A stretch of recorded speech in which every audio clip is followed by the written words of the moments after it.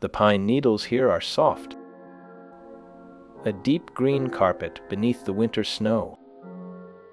I sit by the window of my study, the glass cold against my palm, watching the light fade over Lake Tuzula. There is a silence here, not empty, but full of waiting.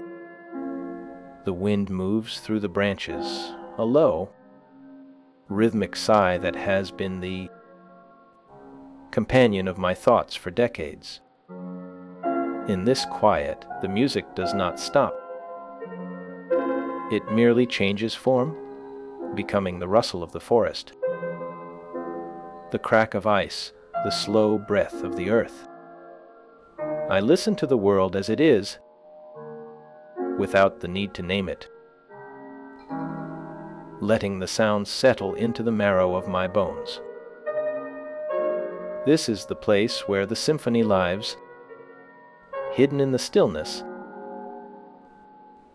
waiting for the moment it is ready to be heard again. The air inside the room holds the scent of old paper and dried lavender, a faint perfume that clings to the heavy wool curtains filtering the pale afternoon sun. Dust motes dance in the shafts of light with a slow and deliberate grace, moving above the wooden floorboards that creak softly under the weight of memory. A large piano stands in the center, its polished surface reflecting the quiet stillness of the space, while sheets of manuscript paper lie scattered across a nearby table, waiting for a thought that may never come. A single candle burns on the desk, its flame steady and unwavering in the draught, casting long shadows that stretch toward the garden outside. The walls are lined with books, their spines worn from years of careful reading, offering wisdom without demanding attention. A simple wooden chair sits near the window, offering a place to rest and observe the green tapestry of the yard where leaves drift down from the branches, landing softly on the mossy ground below. This quiet sanctuary allows the mind to wander freely through landscapes of sound and memory, far removed from the noise of the city. Time seems to stretch and slow within these walls, allowing for a depth of focus that the modern world rarely permits. I remember the cold mornings in Ho Chi Minh Linh, where deep snow covered the ground in a thick white blanket and the wind howled through the streets. My father, a local physician, died when I was only 2 years old during a typhoid fever outbreak, leaving a profound silence within the household that shaped my entire childhood. My mother raised us with a quiet, fierce strength, moving the family to the countryside where the seasons changed with a slow and deliberate rhythm. The summers offered long days filled with the light of the midnight sun, while the winters brought a darkness that felt endless and heavy. I spent my early years observing these natural cycles, and they left a lasting impression on my developing mind and artistic sensibility. I began to play the violin with a hunger that surprised even me, chasing the sound of the instrument as if it were a living thing I could not lose. The path was not smooth, and I felt the weight of greatness pressing down on my shoulders as I moved to Helsinki and later to Vienna. There were days when the notes seemed to slip through my fingers, when the harmony refused to resolve, and I was left with only the frustration of my own limitations. I struggled with the expectations of others, trying to find a voice that was truly my own amidst the ghosts of Beethoven and Brahms. Yet, the silence of the forest remained a constant presence, a mirror to the quiet strength found in my symphonies. The light shifted slowly as the day wore on, and the shadows grew longer and deeper. The air cooled slightly, and the scent of pine became stronger and more distinct in the evening. The forest prepared itself for the coming night with a slow and deliberate grace, and the sounds of the day faded away to be replaced by the soft calls of nocturnal creatures. The stream continued its endless journey toward the lake and the sea beyond the trees, a reminder that movement is the only true constant. The memory of this quiet place lived on in the notes of my greatest works, etched into the history of music as a beacon of national pride and artistic excellence. The final chapter of my life was written in silence, but the legacy speaks loudly through the compositions that remain. The world listens, and the music remains a timeless expression of the human spirit and the natural world. One specific fact often surprises those who study the archives. The symphony Number 5 was revised 3 distinct times before its final form was accepted. With the tempo of the opening movement, I was born in HD Minlina in the year 1865, into a world that was slowly waking up. My father, a doctor, died when I was very young, leaving my mother to raise me and my siblings with a quiet, fierce strength. The house was filled with the scent of medicine and the sound of her piano playing, a melody that became the first language I understood. I was not a child of great promise in the eyes of others, perhaps too quiet, too absorbed in my own internal landscape. Yet the violin became my voice. I began to play with a hunger that surprised even me, chasing the sound of the instrument as if it were a living thing I could not lose. The wood of the instrument felt warm against my chin, a solid anchor in a life that often felt uncertain. I practiced until my fingers ached, and the strings bit into my skin, seeking a purity of tone that seemed just out of reach. The path was not smooth. I moved to Helsinki to study, and later to Vienna, where the air was thick with the ghosts of Beethoven and Brahms.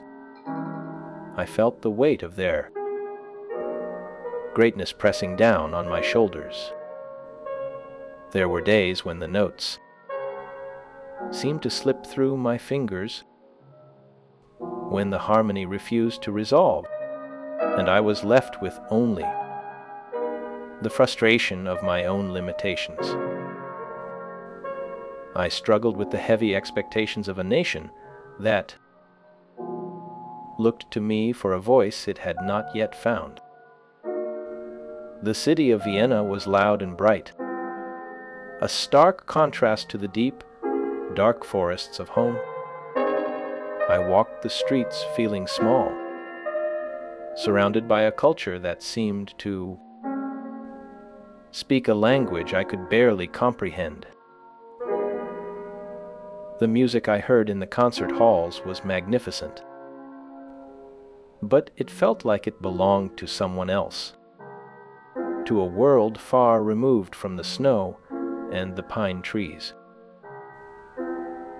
I returned to Finland with a mind full of new sounds, but my heart remained tethered to the north. The struggle was not just to write music, but to write music that felt true to the land that shaped me. I tried to force the Germanic structures onto Finnish themes, and the result was a clumsy, awkward thing. It did not sing. It did not breathe. I sat at my desk for hours, staring at the blank page, feeling the silence of the room pressing in on me. The ink seemed to dry before it could touch the paper. I tore up page after page, the sound of the ripping paper, sharp and final in the quiet study. My wife, Aino, would bring me tea, her footsteps soft on the wooden floor, her presence a gentle reminder that I was not alone in this battle. She never asked about the unfinished symphonies or the scattered sheets of manuscript. She simply placed the cup on the table and sat with me in the quiet. The political climate of the time added a heavy layer to the creative burden. Finland existed as an autonomous Grand Duchy within the Russian Empire, a status that felt increasingly precarious. Russian authorities attempted to suppress our language and our culture, trying to erase the distinct identity of the Finnish people.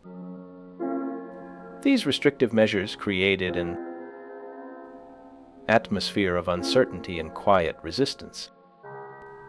I felt the tension in the air, a current of fear that ran through the streets and into the homes of my friends. My music became a vessel for this resistance, a way to speak without saying a word. I crafted symphonies and tone poems that resonated deeply with the national consciousness, hoping to give form to the spirit of a people who felt their voice was being stolen. The public viewed my compositions as symbols of resilience, as a sonic expression of our endurance against the encroaching shadow. This connection between art and politics defined the early phase of my professional life, turning every composition into an act of defiance. I found myself working with conductors and musicians who helped bring these visions to life. Yet the collaboration was often fraught with misunderstanding. There were moments of profound frustration when the orchestra could not grasp the vision I held in my mind. The notes on the page were clear to me, but they sounded hollow when played by others. I had to learn to trust the musicians, to let them find their own way into the music. Robert Kajanis was a steady presence, a friend who understood the weight of the work we were doing together. He conducted with a passion that matched my own, pushing the orchestra to find the hidden depths of the score. We worked through the long winter nights, the candles burning low as we refined the structure of the pieces. The air in the rehearsal hall was thick with the smell of rosin and the dust of old wood. The First World War erupted in 1914 and altered the geopolitical landscape forever. Finland remained neutral during the initial stages of the massive European conflict, but the war created significant disruptions for artists and publishers across the continent. My usual German publisher was isolated by the hostilities, cutting me off from the usual channels of distribution and support. This separation forced me to revise my works during the enforced delay, to look inward and refine the structure of the Fifth Symphony. The isolation was a double-edged sword, bringing both loneliness and a strange kind of clarity. I worked in silence, the world outside burning with fire and chaos, while inside the house the only sound was the scratch of my pen on paper. The premiere of this major work occurred on December 8, 1915, a date that coincided with national holiday designated for my 50th birthday. The celebration marked a high point in my public recognition and national esteem, a moment when the struggle seemed to have been worth it. The intervening years between versions of my symphonies saw further political upheaval. The Russian invasion of Finland brought new challenges to the composer and his nation. I also faced personal struggles with my health during these turbulent times, a throat condition that threatened to silence me completely. I managed to maintain my creative output despite the surrounding chaos and anxiety, driven by a need to leave something lasting behind. The war eventually ended, leading to the independence of Finland in 1917. This new political reality allowed the nation to fully embrace its cultural heritage, and my reputation as a national icon grew steadily throughout the decades that followed. I remained a respected figure even as modernist trends changed the musical landscape, watching the rise of new political ideologies and new styles of music with a detached and polite interest. The world changed dramatically, but the core of my work remained rooted in the silence and the sound of the forest. The house in Jadrevenplid became my sanctuary, a place where the noise of the world faded into a distant hum. The light shifted gradually as the afternoon wore on, turning the room into a golden haze that danced across the floor. Shadows lengthened across the wooden planks, stretching toward the walls in a slow, silent dance that marked the passing of time. The candle flame flickered once, then settled back into its calm, steady rhythm, casting long, wavering reflections on the walls. The room held the echoes of past melodies, lingering in the air like a soft whisper that refused to fade.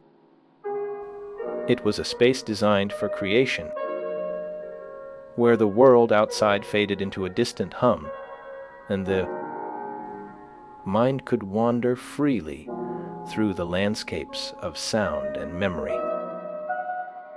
The atmosphere was one of profound peace, far removed from the noise of the city and the demands of the public eye. Time seemed to stretch and slow within these walls, allowing for deep contemplation and the gentle unfolding of ideas. I could hear the faint ticking of a clock in the hallway, marking the passage of hours with a gentle reminder of the day continuing its steady, unhurried course. The pine needles outside my window rustled in the wind, a sound that had been the companion of my thoughts for decades. The silence was not empty, but full of waiting, a space where the music could be born in stillness. I sat by the window, watching the light fade over Lake Tuzla, feeling the cold glass against my palm. The wind moved through the branches, a low, rhythmic sigh that seemed to carry the memories of all the music I had written and all the music I had yet to imagine. The legacy of my life was being built in these quiet moments, in the patience and the craftsmanship, in the unwavering commitment to artistic truth. The silence I chose in my later years has become part of the legend, adding to the mystery of the work. Musicologists continue to analyze. The air in the room grew thick with the scent of old paper and the faint, sharp smell of ink as the Russian authorities tightened their grip on our northern lands. They sought to erase the distinct language and the quiet traditions that had held us together for centuries, replacing them with a foreign tongue that felt heavy and cold in the mouth. These restrictive measures, known as Russification, created an atmosphere of uncertainty that settled over the cities like a low fog, yet a quiet resistance began to bloom in the hearts of the people. I found myself at the center of this movement, not as a soldier with a sword, but as a composer with a pen and a bow, crafting sounds that could speak where words were forbidden. My music became a vessel for the Finnish spirit, a sonic expression of a people who refused to be silenced by the weight of empire. I understood deeply that these symphonies and poems were not merely entertainment for the concert hall, but essential acts of cultural endurance that resonated with the national consciousness. The public viewed my compositions as symbols of resilience, a way to hear their own unspoken thoughts and fears played out in the soaring strings and deep brass. This connection between art and politics defined the early phase of my professional life, binding my destiny to the fate of the nation in a way that felt both burdensome and necessary. The world changed dramatically as the 20th century progressed toward the great global conflict that would alter the geopolitical landscape forever. The First World War erupted in 1914, tearing the continent apart and leaving a trail of ash and silence in its wake.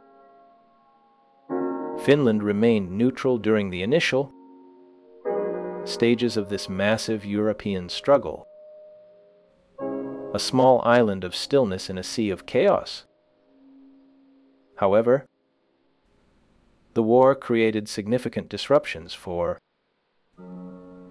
artists and publishers across the continent,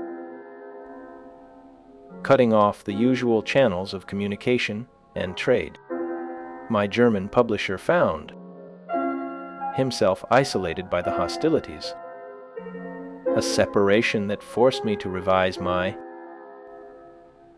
works during the enforced delay of the conflict.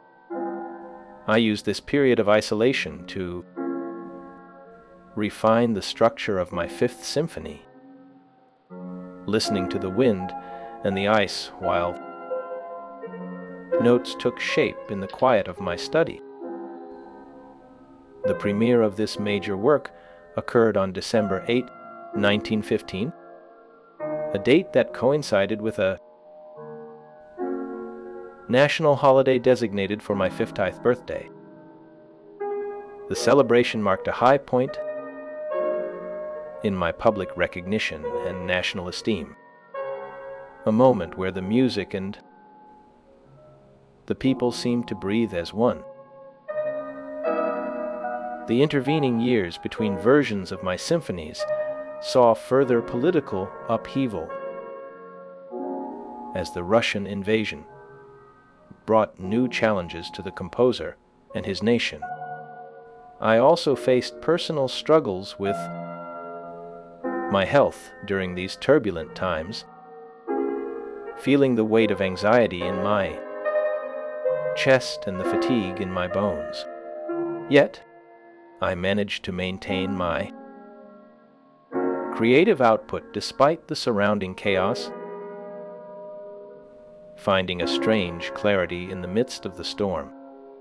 The war eventually ended, leading to the independence of Finland in 1917, a new political reality that allowed the nation to fully embrace its cultural heritage without fear of suppression.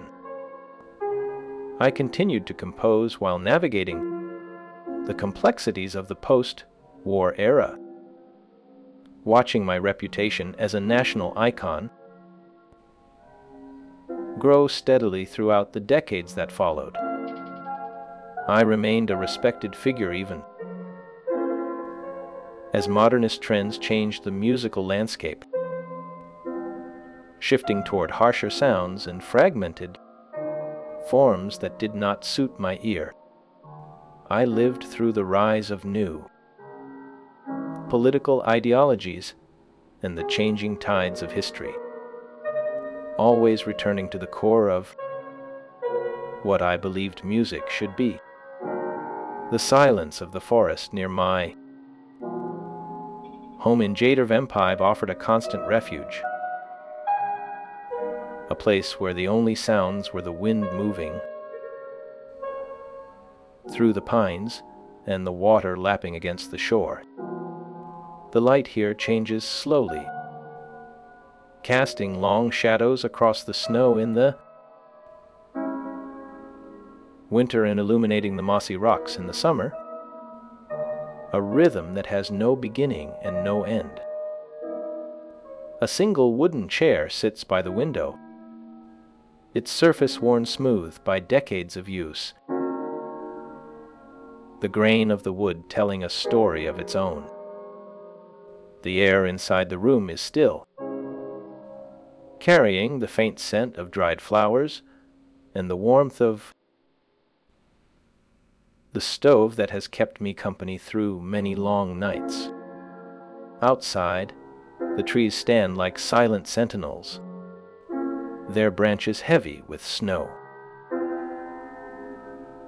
waiting for the spring to break the spell of winter. This quiet space allowed me to listen to the natural world, to hear the subtle variations in the wind and the water that became part of my musical language. It was in this stillness that I found the strength to continue, to weave the sounds of the land into the fabric of my compositions. My teachers had recognized a natural talent in me early on, encouraging me to pursue my musical studies with a fervor that surprised even my family. The local community supported my development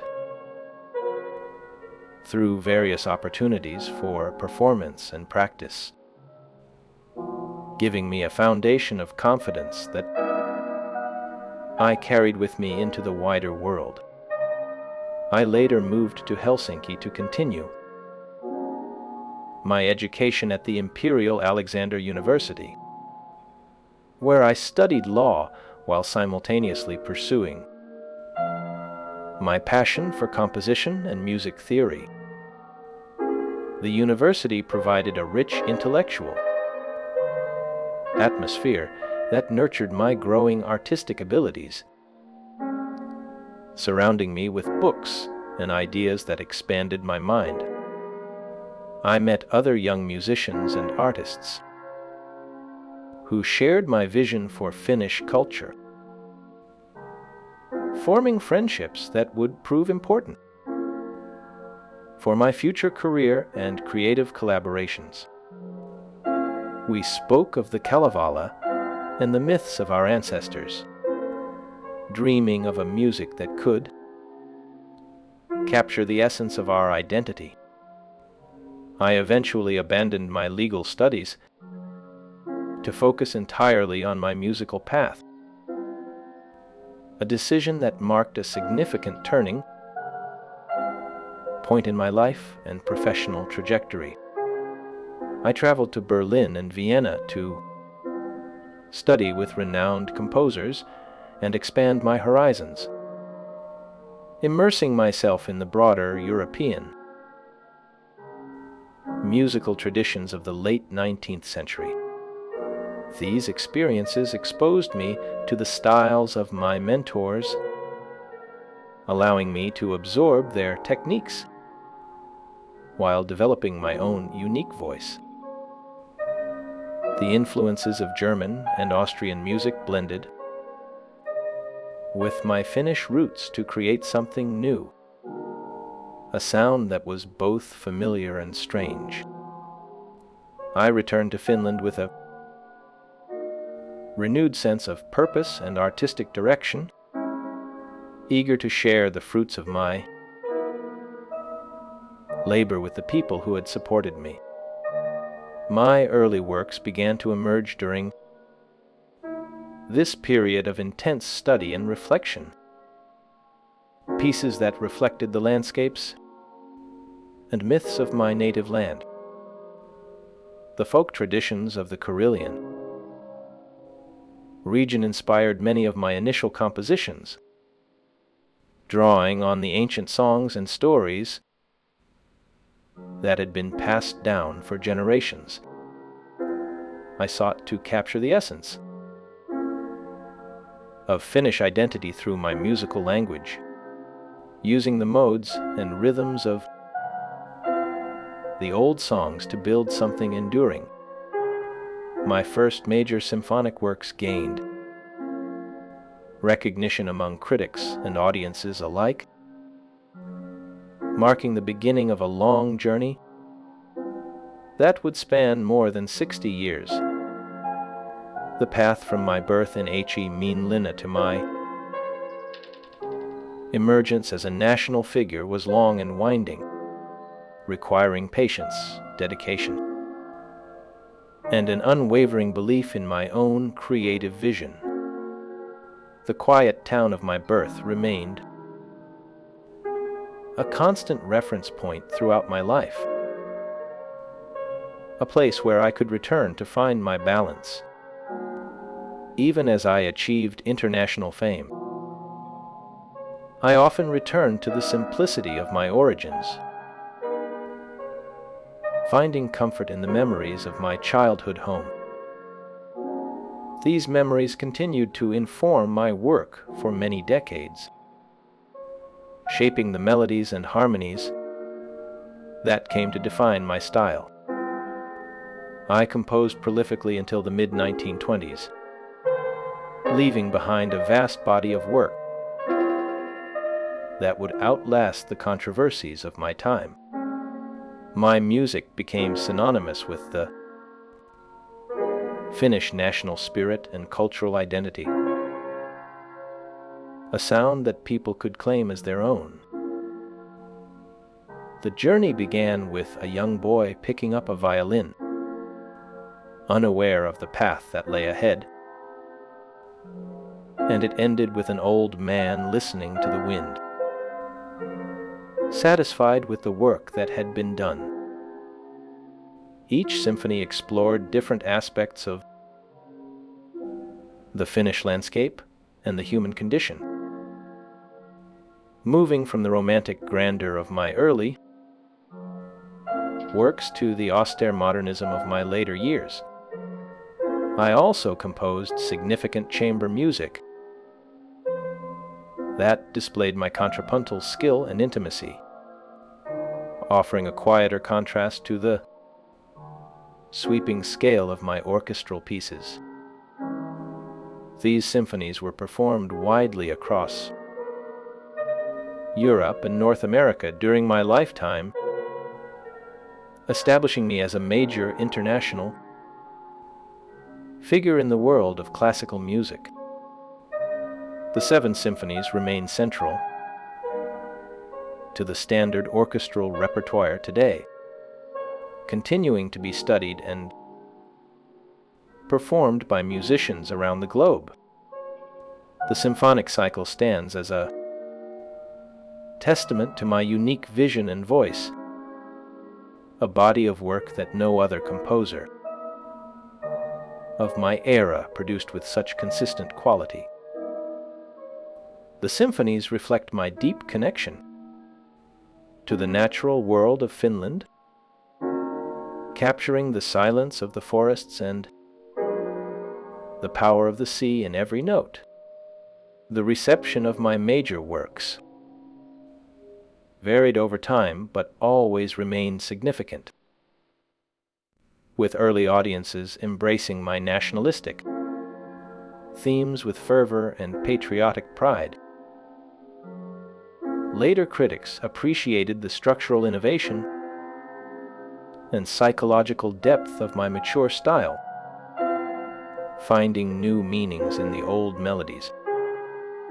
Some works like Kullervo were withdrawn and forgotten for a time before the first symphony rose from the ground like a slow breath after a long winter. I walked through the frost-covered fields near my home in Jadavenpive, the snow crunching under my boots, and felt the melody taking shape in the cold air. It was not a grand declaration at first, but a whisper that grew stronger with every step. The clarinet spoke of the dark forests, and the strings answered with the sound of the wind moving through the pines. I heard the influence of the great German masters in the structure, the solid architecture of Beethoven, and the warm harmony of Brahms. Yet the soul of the piece was entirely Finnish. It carried the weight of our history and the lightness of the northern lakes.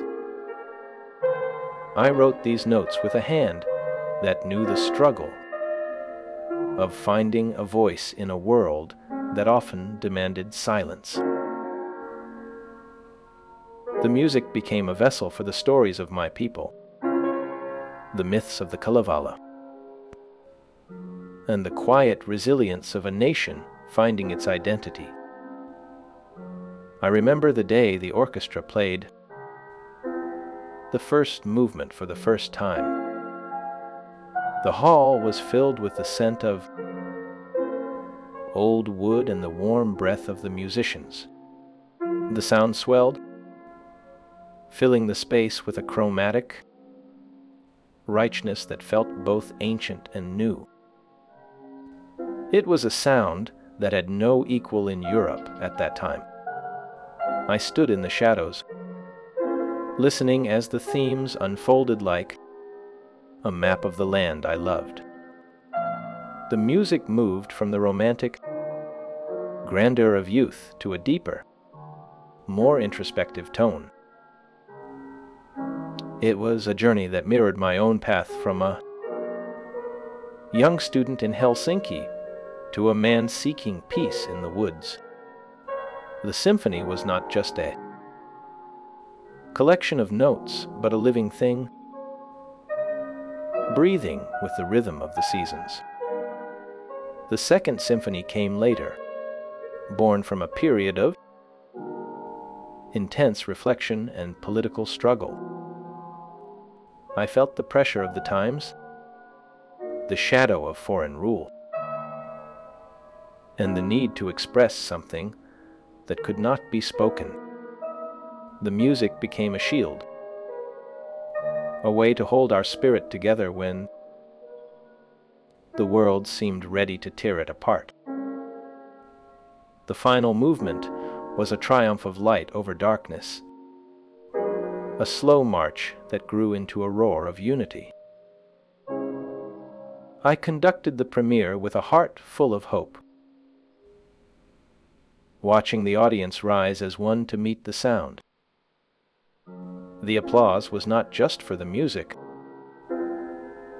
but for the feeling that we were still here, still standing, still finish. This piece gave us a voice that could be heard clearly on the international stage, a voice that spoke of our shared history and our common future. I spent many years in the house by the lake, walking the same paths that I had walked as a child. The trees seemed to know me, their branches reaching out as I passed. I would sit on the bench near the water and listen to the waves lapping against the shore, the sound of the wind in the reeds, the call of a distant bird. These sounds became the foundation of my later works, the raw material from which I built my symphonies. The music of this time was quieter, more stripped away, as if I was peeling back the layers of the world to find the core. The orchestration became more transparent, the melodies simpler but more profound. I was no longer trying to impress with complexity, but to reveal the truth of the landscape. One specific fact about the recording technology of the 1930s is that the early acoustic discs captured the nuance of my orchestration with a fidelity that surprised even me, preserving the texture of the strings and the breath of the woodwinds as if the moment were frozen in amber. These recordings serve as a testament to the enduring power of the compositional voice, capturing the silence between the notes as clearly as the sound itself. I listened to them in the quiet of the evening, hearing my own music played back with a clarity that brought me back to the moment of creation. It was a strange and beautiful experience to hear the echo of my own thoughts from decades past. The Third Symphony marked a turning point, a return to the classical forms, but with a new, modern sensibility. I wanted to create something that was both personal and universal, a sound that could speak to anyone who had ever felt the pull of the natural world. The music was concise, each note placed with care, each phrase building on the last. I drew inspiration from the folk songs of Karelia, the simple melodies that had been passed down through generations. These songs became the heart of the symphony, their rustic charm transformed into something grand and timeless. The development of the themes was a slow, deliberate process, like the growth of a tree over many years. The Fourth Symphony was the most difficult to write, a work of deep introspection and darkness. I was in a period of doubt, questioning the path I had chosen and the meaning of my art. The music reflected this struggle. the harmonies shifting and unresolved, the melodies fragmented and searching. It was a mirror of my own mind, a map of the inner landscape. I walked through the forests for hours, trying to find a way through the confusion. The music of this time was austere, stripped of the romantic flourishes of my earlier works. It was a sound of silence and space, of the vastness of the northern sky. The Fifth Symphony brought a sense of resolution, a return to the light. The final movement, with its famous horn calls, became a symbol of hope and renewal. I remember the day I heard the first version of the finale, the sound of the brass rising like the sun over the horizon. It was a moment of pure joy, a feeling that the struggle was over and the path was clear. The music moved with a steady, rhythmic pulse, like the heartbeat of the earth. It was a celebration of life, of the beauty of the world, and of the power of art to transcend time and place. The Sixth and Seventh Symphonies were the culmination of my life's work, the final statements of a composer who had found his voice. The Sixth was a meditation on the past, a return to the modal harmonies of the folk tradition. The Seventh was a single, continuous movement, a journey that began and ended in the same place but was forever changed by the path taken. The music was seamless, flowing from one idea to the next without interruption. It was a reflection of the unity of life, the interconnectedness of all things. I wrote these works with a sense of peace, a knowing that the music would outlive me. The house where I spent my final decade stands as a museum now, a place where visitors can walk through rooms that still hold the atmosphere of a bygone era. The silence of the composer is now filled with the sounds of my own music playing softly in the background. This peaceful coexistence of life and art creates a unique space for reflection. The light falls softly through the windows, illuminating the dust motes that dance in the air. The piano sits in the corner, its keys worn from years of use. The walls are lined with scores, the pages yellowed with age, the ink still dark and clear. I look back on the journey from my birth in 1865 to my death in 1957, a century of profound change. The world has shifted and transformed, yet my voice remains constant, a steady presence in the ever-shifting landscape of classical music. The Seven Symphonies remain central to the standard orchestral repertoire today, performed by musicians around the globe. They continue to be studied and cherished, a testament to the unique vision and voice of a man who loved his land and his people. The legacy of these compositions ensures that my name endures in musical history, a reminder that true art transcends the limitations of time. The quiet power of my music speaks across the boundaries of time and language, offering solace and inspiration to listeners seeking a connection to the natural world. The story of my life is a reminder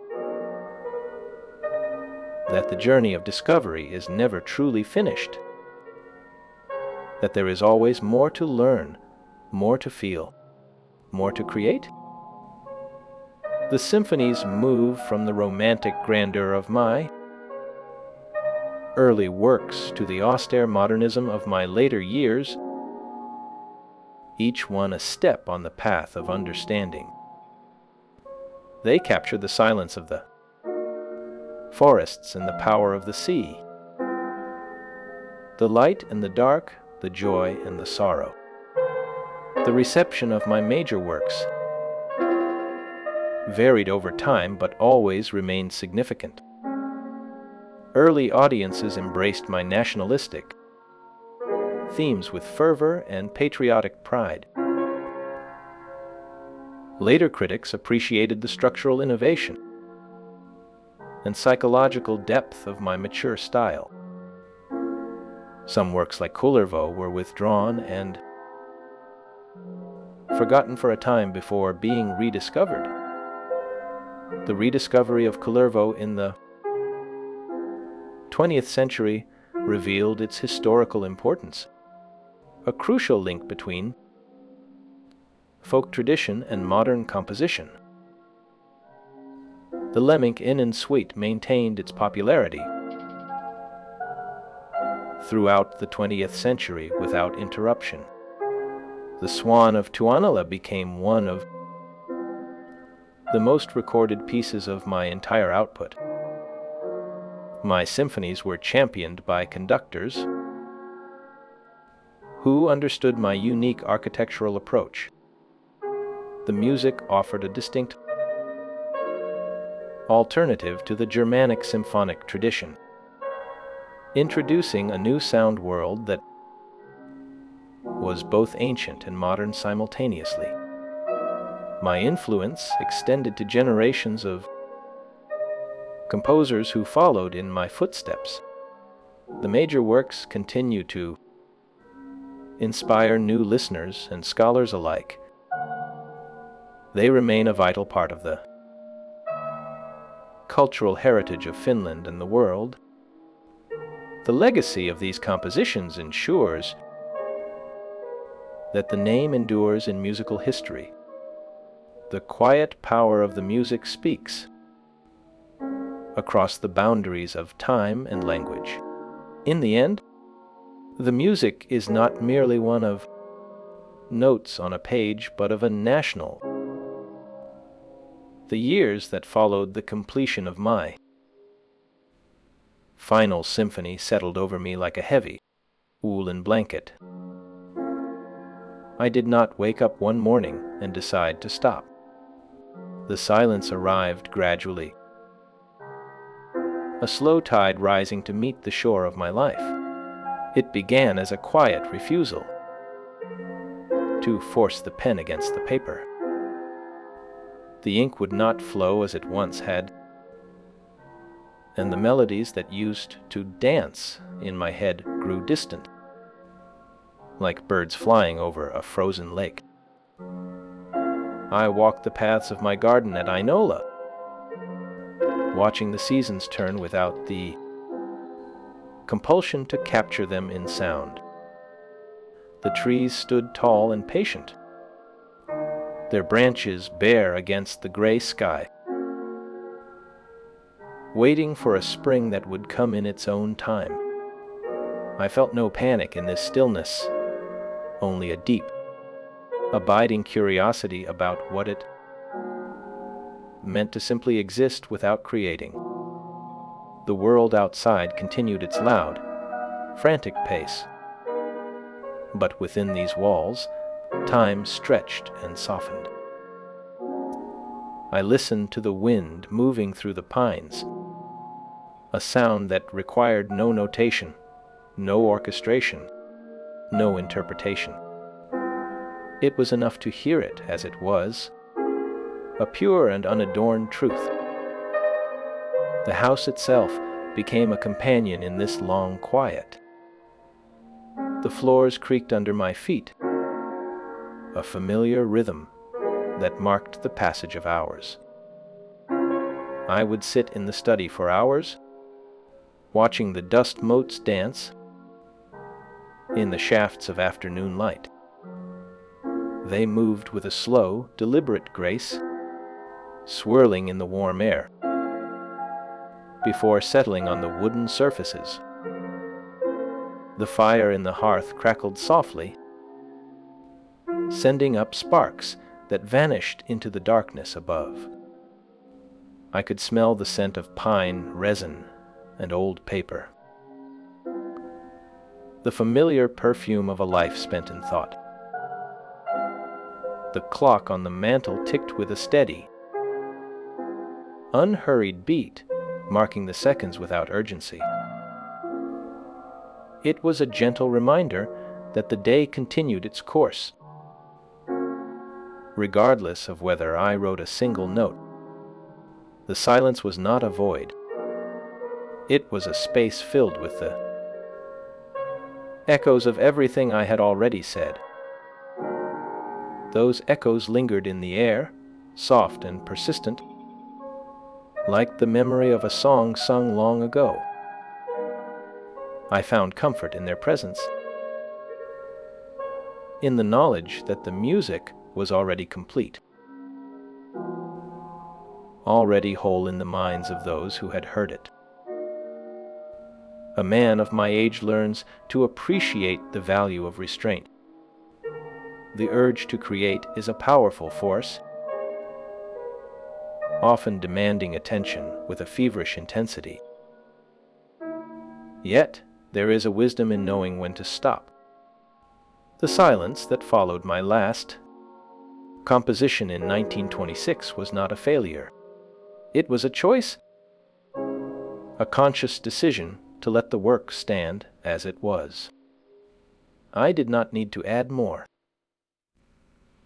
The symphonies I had written were enough. They contained the fullness of my voice,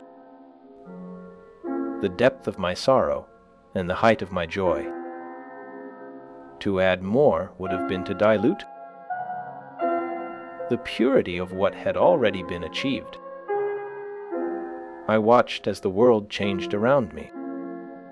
New styles emerged, loud and dissonant, challenging the old ways of thinking. I listened to these new sounds with interest, but I felt no need to join them. My place was in the quiet, in the space between the notes. I walked through the rooms of my house,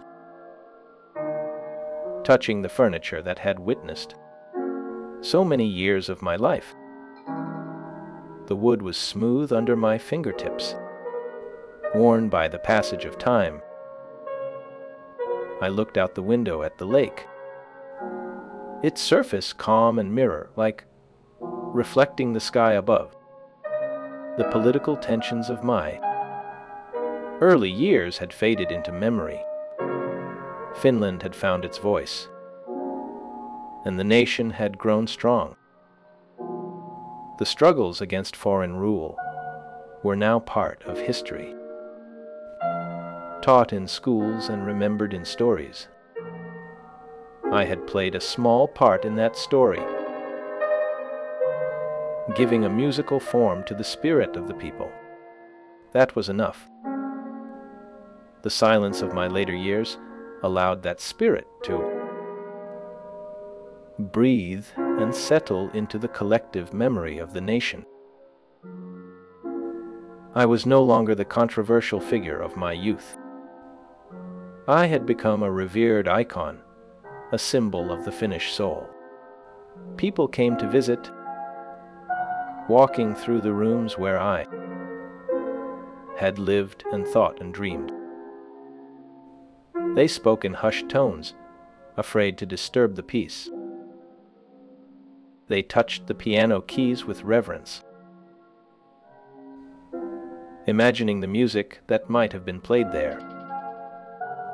I watched them from the shadows, feeling a strange sense of detachment.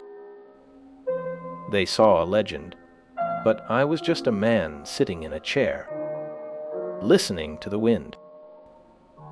The years passed with a gentle slowness. My health began to fail, as it does for all of us. The body grows weak, and the steps become slower. Yet, the mind remained clear, sharp, and focused. I could still hear the music in my head, even if I could not write it down. It was a private symphony, played only for me in the quiet of my mind. The melodies were beautiful, but they were not meant for the world. They were a gift to myself, a final act of creation in the silence. I did not feel regret. I felt a profound sense of peace. The music had been given, and now it was time to rest. The silence was not an end. It was a pause, a moment of stillness before the final breath. The house in J.R. Van Pa remained a sanctuary, a place where the noise of the world could not reach. The walls were thick, built to withstand the harsh winters of the north. Inside, the air was warm and still. The light from the windows shifted slowly across the floor, painting the room in hues of gold and amber. Shadows lengthened and stretched, moving with a slow, silent dance. The candle flame flickered once, then settled back into its calm, steady rhythm.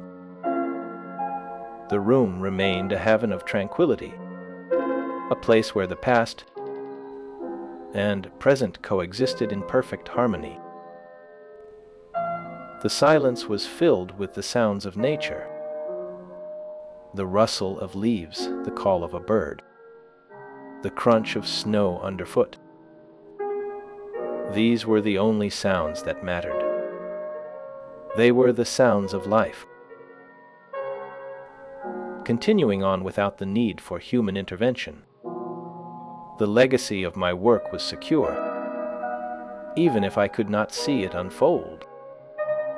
The recordings made in the 1930s captured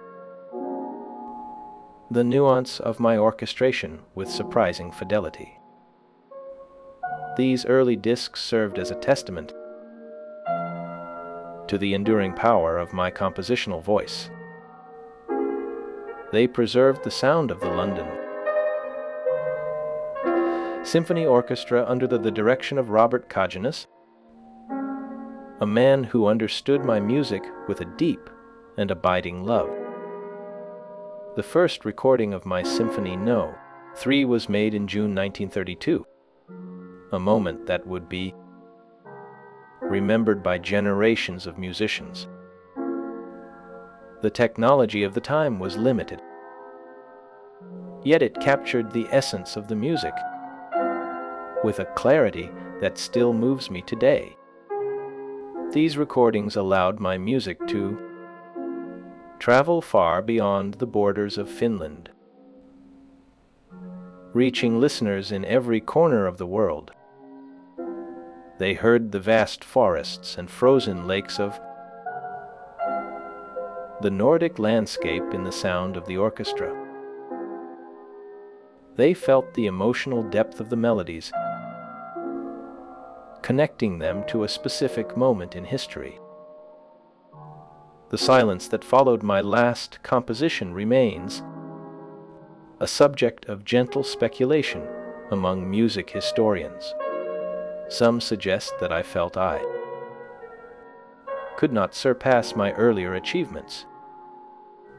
Others believe that I was waiting for a new inspiration that never arrived.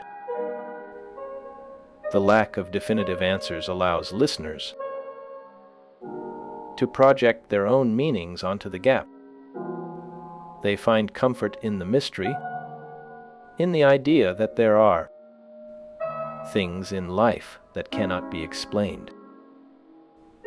My music continued to resonate with audiences who found solace in its emotional depth. The tone poems and symphonies remained central to the Finnish cultural identity. They were performed at national celebrations and quiet private gatherings alike. The man who had once been a controversial figure became a revered national icon. His life story was told in biographies and documentaries for generations of students. The house in J.D. Ravenpai was preserved as a museum for future visitors. People walked through the rooms where I had lived and thought and dreamed. They touched the furniture and looked out the windows at the same view. The silence of the composer was finally broken by the voices of his admirers. They spoke of his genius and his contribution to the world of music. I passed away on September 20th, 1957, in the quiet village of J.D. Ravenpai. My death marked the end of a life that had profoundly shaped the national identity of my homeland. I am widely regarded as Finland's greatest composer, a title that has endured through decades of changing musical tastes. The story of my life concluded with a sense of peaceful resolution. The fire in the hearth had burned down to a bed of glowing embers, casting long, dancing shadows against the walls of the study. I sat in the heavy wooden chair, the leather worn smooth by decades of my own weight, feeling the warmth seep into my bones. Outside, the Finnish winter held the lake in a grip of iron, the silence so profound it felt like a physical weight pressing against the glass. For years I had carried a melody in my mind, a grand symphony that demanded to be born. Yet the paper before me remained stubbornly blank. The pen lay untouched, a small black stick of ink and wood that felt as heavy as a stone. I watched the dust motes drift in the single beam of moonlight that pierced the darkness, moving with a slow, deliberate grace that mocked my own inability to move forward. The room smelled of beeswax, old paper, and the faint, sweet scent of dried pine, needles gathered from the forest floor. It was not fear that kept the silence, but a terrible, crushing perfection that waited for the perfect moment. I had spent my life chasing the sound of the north, the cry of the loon, the rustle of the birch leaves in the wind, and now I felt I could not capture it again. The earlier works, the ones that had made my name known from Helsinki to London, seemed to belong to a different man, a younger voice that spoke with a certainty I no longer possessed. I walked the floorboards, the wood creaking softly under my feet, a sound that echoed too loudly in the stillness. Each step was a reminder of the time passing, the years slipping away like sand through an open hand. I thought of the symphony I had planned, the eighth one, and how it had grown in my imagination until it became a mountain too high to climb. The notes were there, clear and bright, but they refused to arrange themselves on the page in the way I needed. The world outside continued to change with a speed that often felt dizzying. New styles emerged from the cities, sharp and jagged, filled with dissonance and chaos that I could not understand. I watched them from my window with a polite distance, nodding to the changes, but feeling no pull toward them. My own voice had found its home in the deep, resonant tones of the forest, in the slow, rolling waves of the lake, and I knew I could not abandon that for the noise of the new age. Yet the silence within me grew louder, a deafening quiet that drowned out even the memory of the music I loved. I would sit for hours, staring at the empty staff lines, waiting for a spark that never came. The frustration was a cold stone in my stomach, but I had learned to live with it, to make it part of the landscape of my days.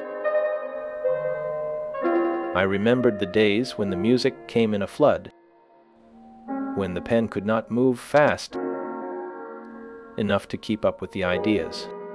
Now the well seemed dry, or perhaps it was just too deep to reach.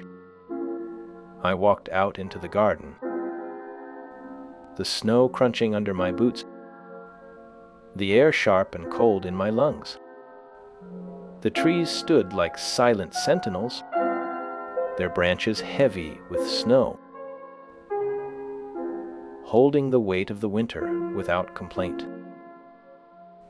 I touched the rough bark of a pine tree, feeling the texture beneath my gloved hand, a connection to the earth that needed no words. The cold did not bother me. It felt honest,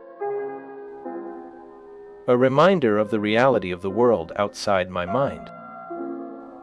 I listened to the wind moving through the branches, a low, mournful sound that seemed to carry the secrets of the forest. In those quiet moments, I realized that the silence was not a failure, but a different kind of creation. It was a space where the music could rest, where it could breathe and settle into the soil of my soul. I had spent so much time trying to force the music out, to make it fit the expectations of the world, that I had forgotten the value of waiting. The silence was not empty, it was full of potential. A vast, dark ocean waiting for the first ripple of sound. I understood now that the music I had written was enough, that it had spoken the truth I needed to speak. The Eighth Symphony would remain in my mind, a perfect, unblemished thing that needed no paper to exist. It was a gift to myself, a secret treasure that no one else would ever hear, and that was enough. The house was filled with the sounds of Aino moving about, her footsteps soft on the stairs, the clink of a cup being set down in the kitchen. She had been my anchor through all these years, the steady hand that kept the world turning when my own hands felt too weak to hold the pen. She never asked about the silence, never pressed me to write, knowing that the pressure would only make the well run drier. Her presence was a comfort, a reminder that life continued even when the music stopped. I watched the steam rise from the tea she brought me, the warmth of the cup seeping into my hands, a simple pleasure that felt like a miracle. The room was quiet, save for the crackle of the fire and the soft hum of the house settling into the night. I thought of the scholars who would one day study my life, trying to find reasons for the years of silence. They would look for illness, for trauma, for some hidden tragedy that explained the gap in my work. They would not find it because the silence was not a wound, but a choice. It was a decision to stop, to let the music rest, to allow the world to find its own rhythm without my interference. The mystery would remain, a part of the legend that grew around my name, adding a layer of depth to the story of my life. They would search for clues in my manuscripts, looking for the hidden keys to my process. But the answer was simple. I had listened to the world, and the world had told me to wait. The night deepened, and the stars came out, bright and distant in the clear Finnish sky. I looked up at them, feeling small and insignificant, yet connected to something vast and eternal. The music of the spheres, the ancient song that had sung since the beginning of time, was still there, waiting to be heard by those who knew how to listen. I closed my eyes and let the silence fill me, letting it wash over me like a gentle wave, carrying away the last of my fears and doubts. The pen remained on the desk, a silent witness to the years that had passed. But I no longer felt the need to pick it up. The music was already complete, written in the stars, in the snow, in the quiet heart of the forest. A single fact floats through the memory of those long nights. The human ear can detect a sound as faint as the movement of a single air molecule. Yet, in the deepest silence, the brain begins to generate its own internal sound, a phantom ringing that is the mind's way of filling the void. I had heard that phantom sound, a high, thin note that lived in the space between the heartbeats, a reminder that even in the deepest quiet, life continues to speak. It was a small, strange sound, but it was enough to keep me company in the long hours of waiting. It was a reminder that the silence was not dead, but alive with its own hidden music, a song that only the patient could hear. The fire burned lower, the embers glowing with a soft red light that painted the room in shades of amber and gold. I felt the weight of the day lifting, the tension in my shoulders loosening as the night settled around me. The silence was no longer a burden, but a comfort, a warm blanket that wrapped around me and held me safe. I knew that tomorrow would bring another day of quiet, another day of waiting, but I was no longer afraid of it. The music would come when it was ready, or it would stay in my heart forever, and either way, it was enough. The world would keep turning, the seasons would keep changing, and the silence would keep its secret, a treasure hidden in the heart of the north. The house settled into the night, the creaks and groans of the wood blending with the wind outside. I leaned back in the chair, feeling the weariness of the day wash over me, a pleasant heaviness that promised sleep. The silence was a companion now, a friend who had walked with me through the long years of struggle and doubt. It had taught me that not all things need to be named, that not all songs need to be sung. and that sometimes the most powerful music is the one that is never written down. The fire faded to a final glow, and the room fell into a deep, peaceful darkness.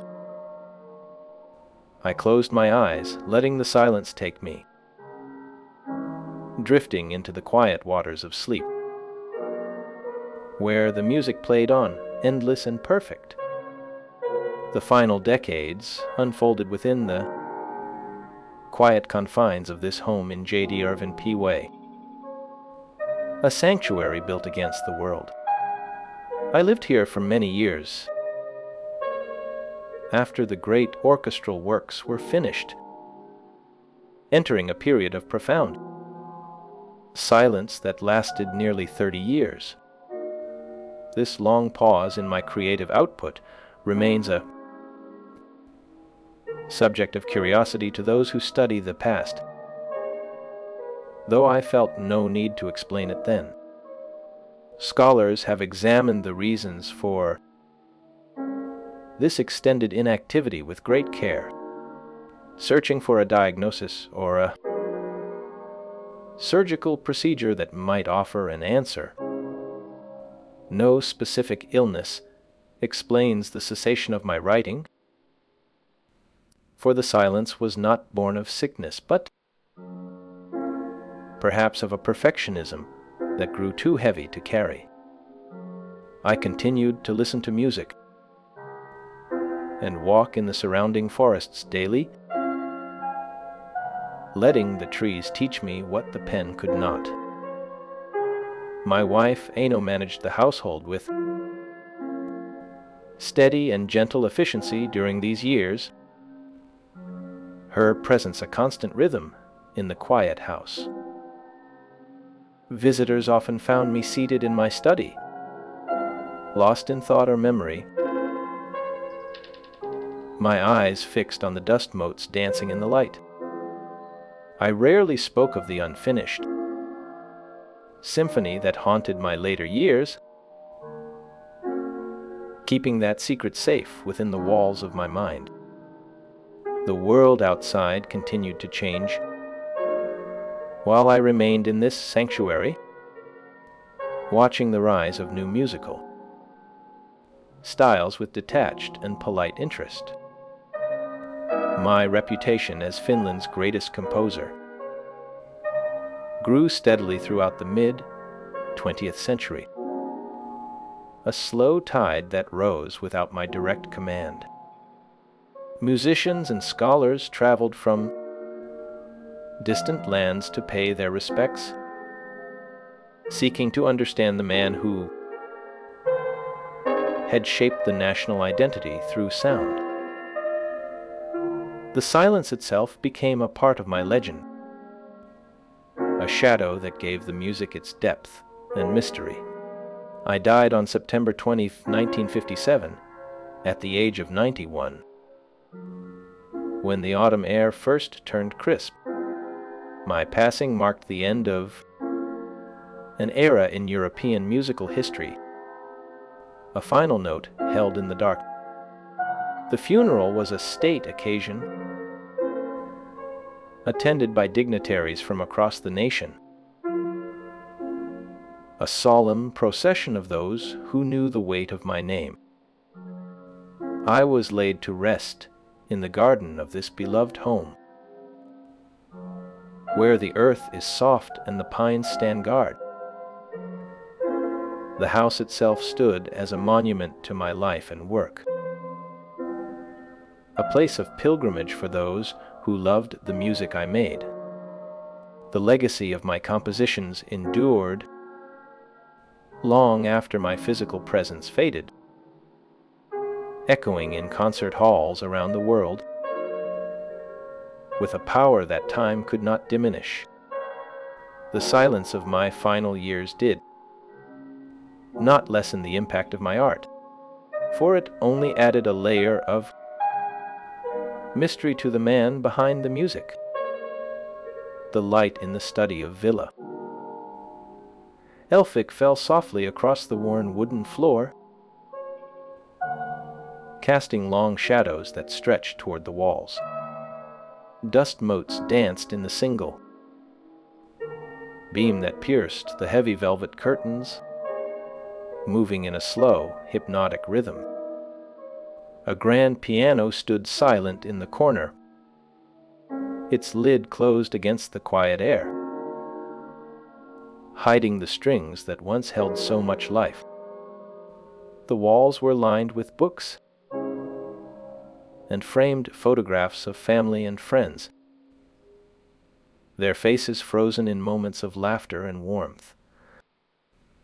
A small table held a half-finished cup of tea that had long since cooled, leaving a dark ring on the wood.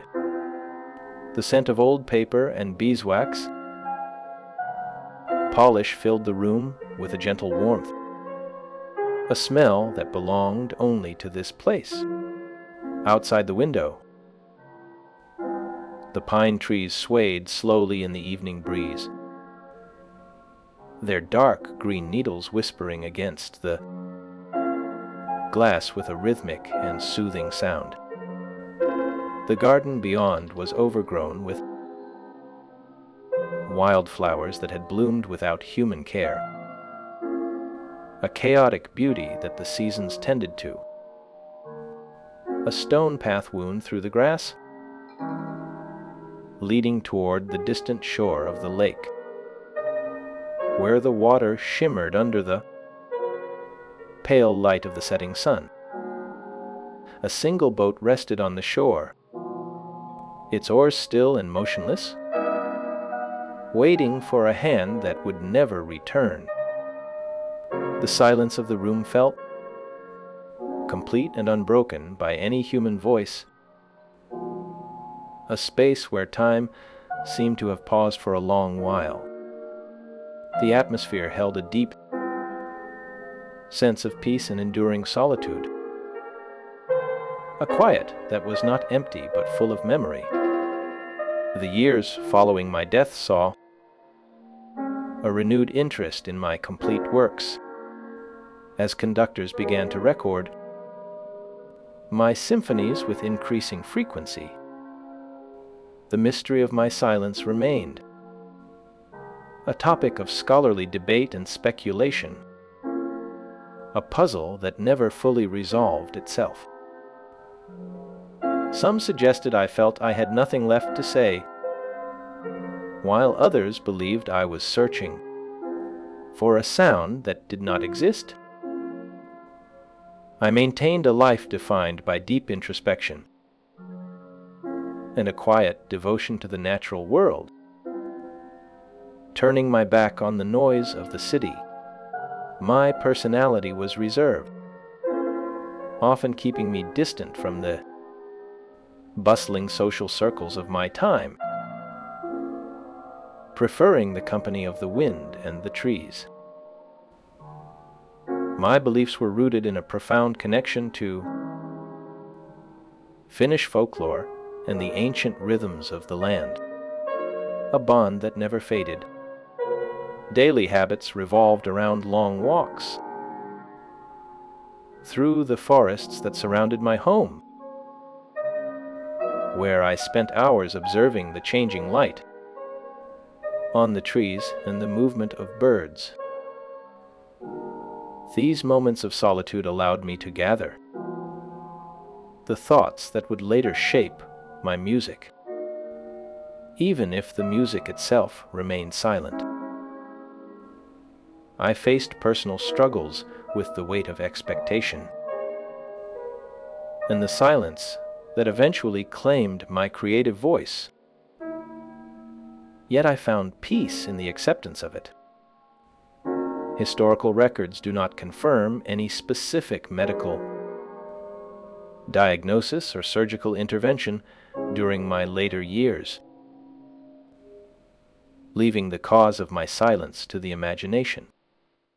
The available texts fail to mention any surgical decisions regarding my health, for I did not seek to fix what was not broken in a physical sense. I resided for many years at a home known as Enola, a place built for quiet, contemplation and the observation of nature. A photograph taken by Yusuf Karsh in 1949 captures me. In my later years, with a calm and steady gaze, reflecting the dignity I carried throughout my long life. I passed away on September 20, 1957, in the town of Bedtime, Finland, at the age of 91, when the season had turned to autumn. Some narratives suggest I suffered from insomnia or relied on sedatives. Yet other texts contain no such information, leaving the details of my sleep to the unknown. There is also no mention of a throat diagnosis by Dr. Heikki Renvall in 1908 within the provided documents. For the silence was not in my throat, but in my mind.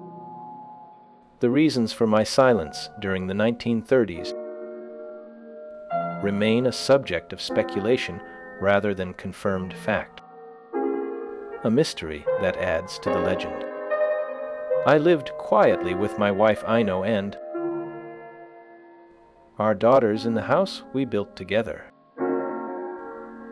A family unit that found its own rhythm in the quiet years. The family garden became a sanctuary where I could find peace away from the public eye, a place where the wildflowers grew without order. I often sat on the porch listening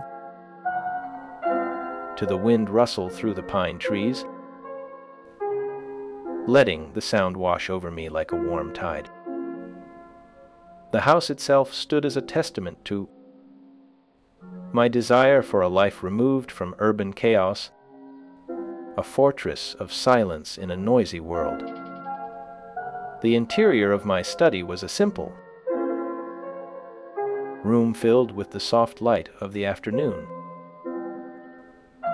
where shadows lengthened across the floor in a slow, silent dance. The candle flame flickered once, then settled back into its calm, steady rhythm, marking the passage of time without urgency. The room remained a heaven of tranquility, a place where music could be born in silence, even if it was never written down. The pine needles here are soft, a deep green carpet beneath the winter snow. I sit by the window of my study, the glass cold against my palm, watching the light fade over Lake Tuzula. There is a silence here, not empty, but full of waiting. The wind moves through the branches, a low, rhythmic sigh that has been the companion. The ink dried on the letters long ago, but the paper still holds the shape of my hands. I watch the pages turn in the wind, a slow dance of white against the darkening sky. My wife, Johanna, stood in the center of this storm when I could not. She gathered the scattered sheets, the unfinished sketches, and the silent scores with a steady grace. She did not ask for permission to save them. She simply acted, binding the loose threads of a life into a tapestry that would outlast the weaver. The world had forgotten the man who wrote the music, but she remembered the music itself. She carried the weight of my reputation on her shoulders, walking through galleries and concert halls with a quiet dignity. She spoke to strangers who knew nothing of my name, explaining the sound of the pine trees and the cry of the loon. Her voice became the bridge between my silence and the listening world. she found a publisher in Paris, a man who saw the fire hidden in the cold northern air. He printed the scores, and suddenly the notes were no longer just ink on paper. They became sound, traveling across borders and oceans, finding ears that had never heard a Finnish forest. The expressionists in Germany heard the raw emotion in the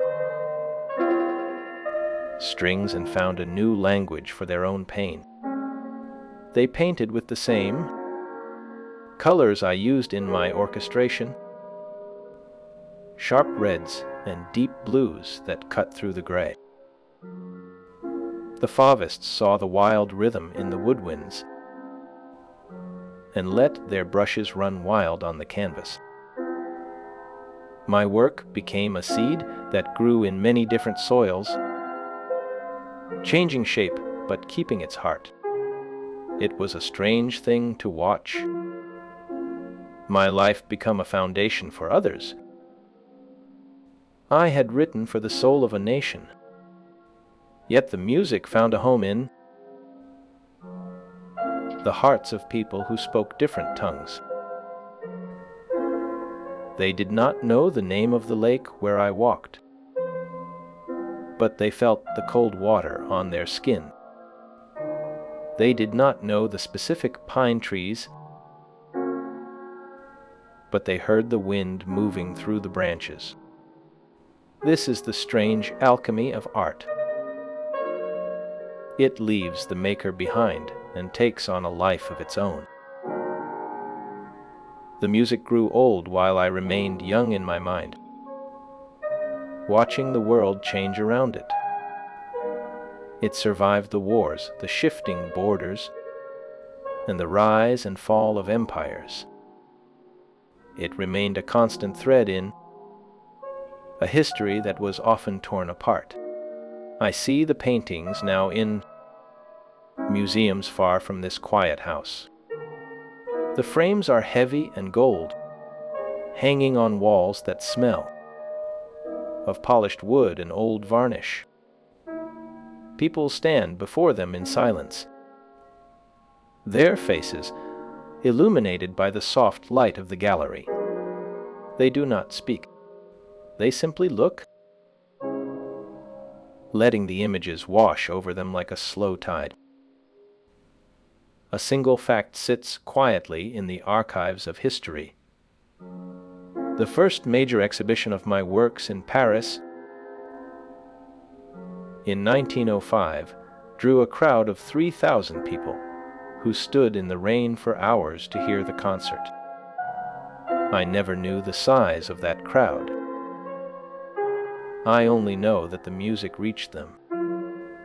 The silence in the room is deep now, filled with the weight of all those years. The candles have burned low, and the wax pools on the table like frozen tears. The air is still, holding the scent of dried lavender and the faint smell of wood polish. Dust motes dance in the shafts of light, moving with a slow and deliberate grace. The piano stands in the corner, its keys covered in a thin layer of dust that catches the light. It is a heavy instrument, built to last, waiting for a hand that will never strike a key again. The curtains are drawn against the evening, filtering the last of the sun into a soft, golden haze. Outside, the wind moves through the tall pine trees, creating a rhythmic hush that has not changed in 100 years. The silence feels protective, wrapping around the room like a warm blanket. Time seems to stretch and slow within these walls, allowing for a final moment of peace. The garden is a tapestry of green and brown, muted by the approaching autumn. Leaves drift down from the branches, landing softly on the mossy ground below. This quiet sanctuary allowed the mind to wander freely through the landscapes of sound and memory. The atmosphere is one of profound peace, far removed from the noise of the city. Time moves slowly within these walls, measured only by the ticking of a distant clock. The tranquility of the space invites contemplation and a deep sense of peace. I see the legacy not as a monument, but as a living thing that breathes in the dark. The paintings hang in cities I will never visit, in museums where the light is always soft and the air is cool. They are visited by children who hold their parents' hands, and by old people who sit on benches and close their eyes. They hear the music in their heads, a melody that never ends. The influence spreads like water, finding the cracks in the stone and filling them with life. It is a quiet power, one that does not shout or demand attention. It simply exists, waiting for the listener to open their ears. The world has moved on, but the music remains. It is a testament to the resilience of the human spirit, a reminder that beauty can survive the hardest times. The story of my life is intertwined with the broader narrative of European history. Yet it stands apart as something unique. I witnessed the decline of empires and the birth of new nations, and my music served as a bridge between the past and the future. The historical context of my life enriches the appreciation of this enduring legacy. Scholars and musicians study the details to gain insight into the power of art, but the art itself needs no explanation. It speaks across time and space, connecting people through shared emotions and experiences. The historical record preserves the details of the life for future generations to explore, but the feeling is immediate and direct. The journey from a young composer to a national icon is a remarkable tale of dedication, yet the work stands on its own. The political and social forces of the era shaped the path in profound ways, but the music rose above the challenges. The world remembers the master of orchestral music and the symbol of the culture. The life and work continue to resonate with audiences around the globe today. The silence after the last sentence is earned, a final rest after a long journey. The music fades into the background, becoming part of the wind and the trees. It is no longer mine to claim. It belongs to the world, to the silence, to the endless night. The room is empty now, save for the